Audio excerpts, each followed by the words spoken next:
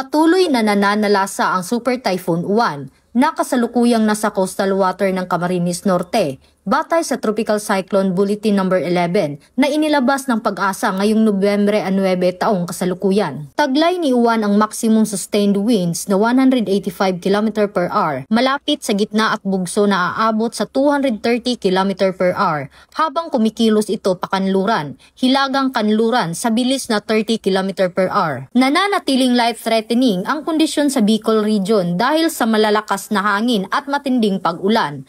Ilan sa mga lugar sa ilalim ng Tropical Cyclone Wind Signal No. 5 ay ang Northern Camarines Norte, Northern Catanduanes at silangang bahagi ng Camarines Sur, kung saan inaasahan ang matinding pinsala sa buhay at ari-arian. Nagbabala ang Pag-asa sa posibleng storm surge na higit 3 metro ang taas sa mga mababang baybaying lugar ng Cagayan, Quezon, Bicol Region at ilang bahagi ng Metro Manila. Pinapayuhan ng publiko na umiwas sa paglalayag at agad na makinig sa mga abiso ng lokal na pamahalaan. Ang Super Typhoon Uwan ay inaasahang tatama sa kalupaan ng Aurora ngayong gabi o bukas ng umaga bago tumawid patungong Northern Luzon.